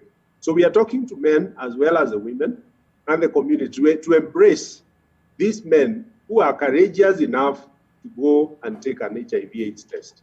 And to say that men who have tested for HIV/AIDS are the heroes of the community. Because unless we help the men to go and take the test and live positively and take medication and give them support, then we are still going to have the 36,000 people getting new infections in the country on an annual basis. Nelson, has this helped involving the men in the fight? I agree that it has been a big problem to get men to come forward and to do the testing. And from statistics, we know it is men who are dying. I think the challenge emanated from the fact that this was from initial stages a feminized epidemic. And if you look at our facilities, if you go, even as a man, if you go with your child, you'll be asked, where is the mother? And if you go to a facility, you are likely to meet a nurse or a counselor who is a female. Unless you go inside, that's when you see men. So I think traditionally, hospitals, health facilities have been associated with women and girls and ANC and pregnancy and children. So this was a little bit an obstacle. But I agree that there have been efforts to sensitize men and to bring them forward and to make sure that they come forward. Some of the examples are provided there by the bishop. I'm also aware NASCOP is working with the men and clinics to do male engagement and also to have hours that are friendly to men, and there are a number of strategies put forward. So I want to agree that all these efforts are welcome, and the most important one is that men need to be educated on their vulnerability and their responsibility also in terms of making sure that they stay healthy and they don't continue to transmit the virus. Okay, now latest data has shown that there are more women living with HIV and more men succumbing to the same, which also points to the increase of the mother-to-child transmission. Talk about that, Daktari, and why we are seeing an increase of the same. Thank you for your question. Now, as a CEO of Nelson has put it, men, even in the health-seeking behavior of men, is they don't really tend to come to the health facilities. That is one. And so we have the women. And you know, because when a mother is pregnant or she's breastfeeding, she'll religiously come for the antenatal care clinic. And one of the tests to be done is HIV testing. And so realizing that, and most of them are not accompanied by their partners. And I think that is why the government, through the Ministry of Health, was able to utilize now the self-test kits. So when a mother comes and they're tested, then if the partner did not accompany them, then they can have the self-test kits for the partner to be tested at home. So what we realize is even in identification, I think in the first, we have the 390s set up the targets by the UNAIDS some time back. The first 90, identification, linking to care and the virus suppression for the ones who are on treatment. We noticed that we have around only 79% of our men know their HIV status. So we have a gap of 21% in comparison to women who have around only 16%, or 15%, who do not know their status.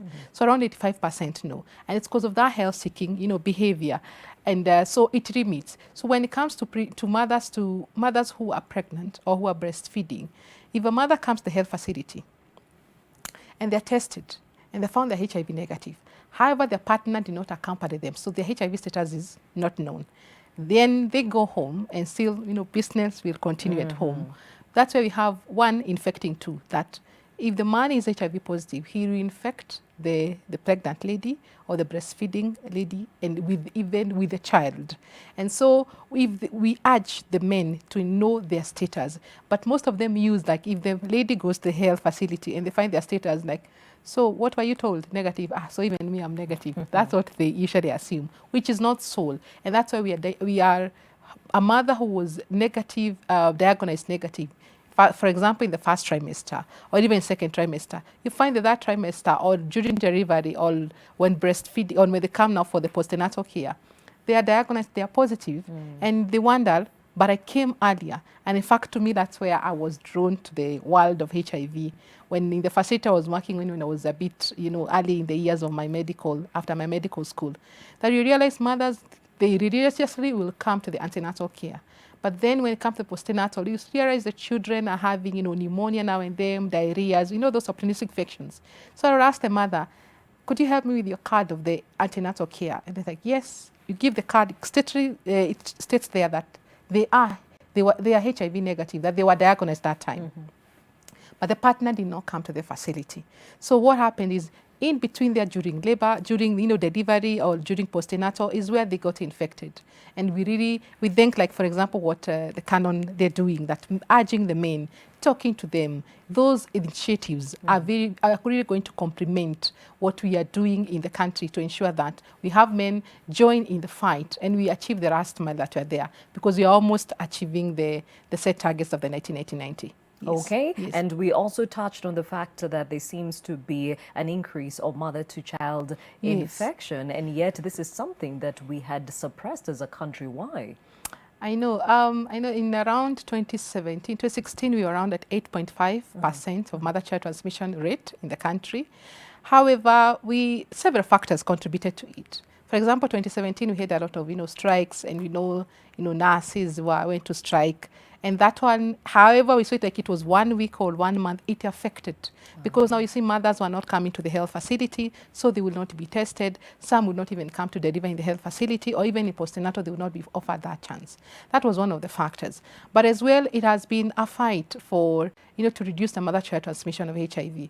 But when, the government realized that through the Ministry of Health, and we thank the Cabinet Secretary, the Principal Secretary, that in 2018, we were around 12.4%. Right now, we are around 11.4%. So we are doing well.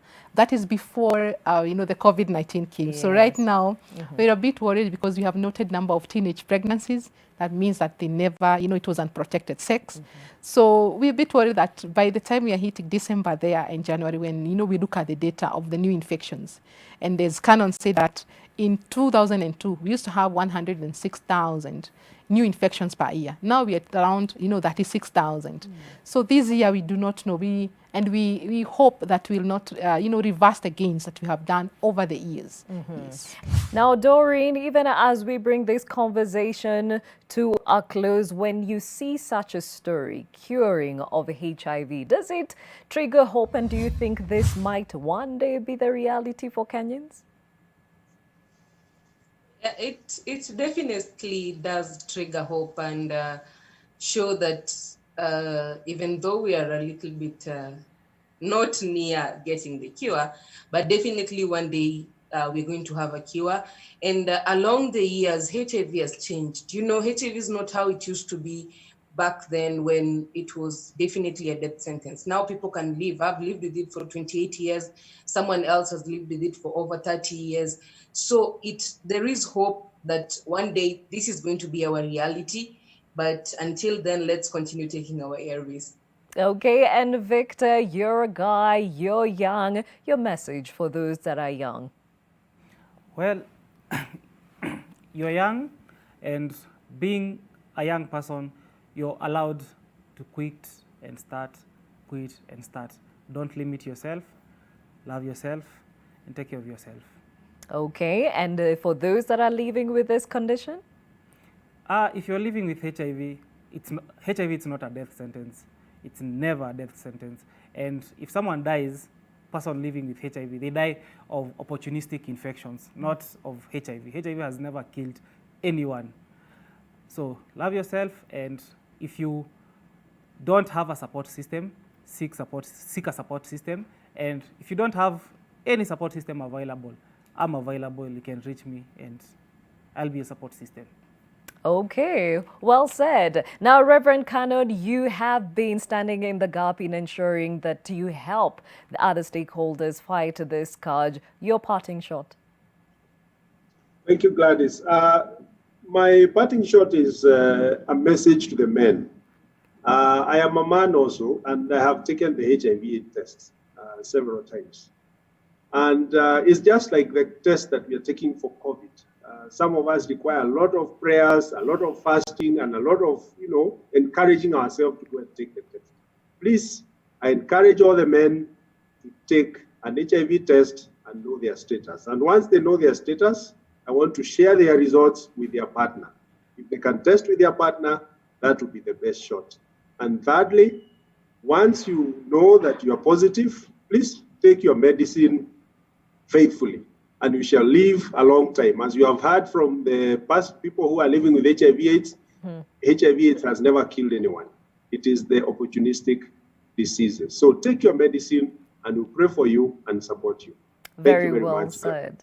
Okay, and Nelson, you have been in the walk with those that are living with HIV. What is your word of encouragement?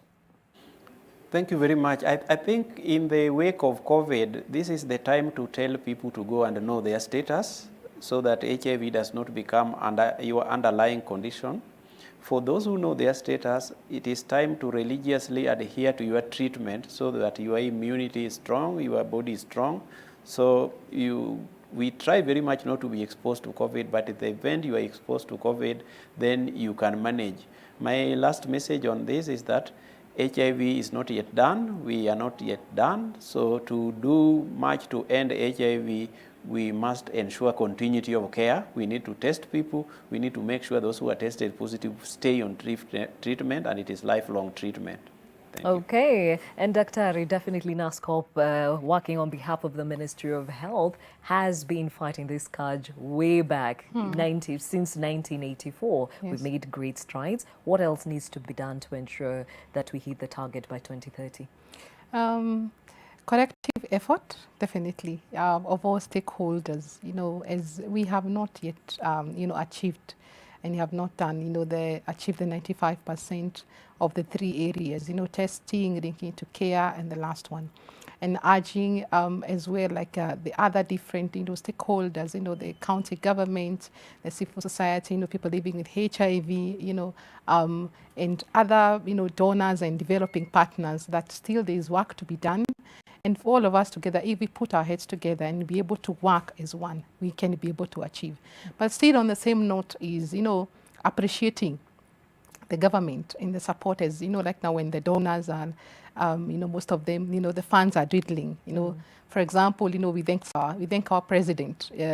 Last year he was able to commit $6 million for the government of Kenya to the Global Fund, and as well thanking the commitment of our cabinet secretary, the Honorable Mutahi, and as well our principal secretary, Madam Ochache. They are really committed to ensure that every shilling that we have, we use it for the right use, but at the same time bringing in all the partners on the table, so as we can be able to maximize and optimize that we have. But as well appreciating the communities, they have really walked the talk. They have been with us, and they have been able to bring the clients who are positive and even to talk to the ones who are negative, so as we can be able to achieve. Yes, we agree we still have a long way to go. For example, we have adolescents, young persons, we have to prevent mothers to mother-to-child transmission of HIV. At the same time, we have to achieve the viral load suppression of the children, but we can be able to do this. Very well Thank said. you so much. Thank you all who joined us on this conversation. Dr. Catherine Ngugi, who is the head of NASCOP, Nelson Otoma, CEO, NEFEC, Doreen Moramo-Chacha, who is a HIV advocate, Victor Kariuki, also a HIV advocate. Earlier on, we were joined all the way from Uganda by Gonzaga Sentongo, who is a volunteer who actually is part of an NGO that collects and delivers ARVs to those that are living with HIV, and of course, Reverend Canon Chris Kinyanjui, who is the General Secretary at the NCCK. Thank you to all. Now, before I bid you farewell, I understand you're still engaging us on that hashtag new normal, even as we understand why the youth are more afraid of getting pregnant than contracting HIV. Diego Kipoet says ARVs are given for free, but raising a child is costly. That is true. Alexander Mushugia says, I guess pregnancy has a great stigma and can't be hidden like HIV. Josephine Mutungi says pregnancy needs more commitment with a lot of responsibilities, but HIV is a maintenance thing. Simon Manjeru says inadequate information on HIV/AIDS among the youth makes them weigh it as a better option. For pregnancy, they strongly fear societal stigmatization that comes along with it. This is true. It has been talked about even as we continue with this conversation. Blaine says, great sentiments. Let's encourage our communities to live positively. We can support them by eradicating stigma against them. Ambrose Awiti says, Vijana want to blame everything on the older generation, even things they learn. Well, I hear you, and yes, great personal responsibility needs to be taken up even as we fight the scourge that is HIV. Well, according to the World Health Organization, wellness is a state of complete physical, mental, and social well-being, and not merely the absence of disease or infirmity. So tomorrow on Your World, we focus on wellness and also understand the practice of yoga, which is also advised to take up even as you invest in your wellness. And we will do this as we continue to cater for a healthier you. See you then. My name is Gladys Gachanja. Have a wonderful week.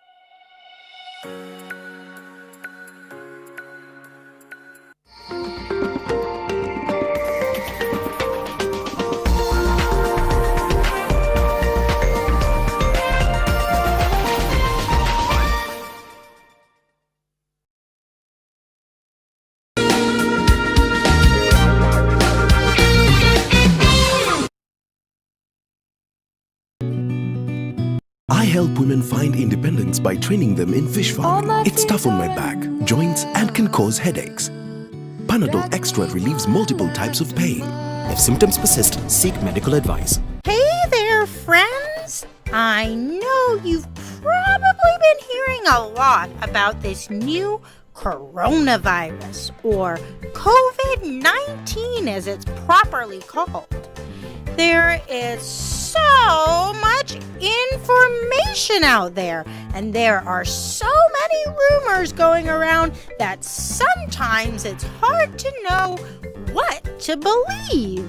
This is especially true with today's technologies like the internet and WhatsApp, where untrue information can spread like wildfire. Remember, whether it's something you're hearing from other kids or something you've seen on the internet, you need to first think critically and judge whether the information seems reliable before you believe it.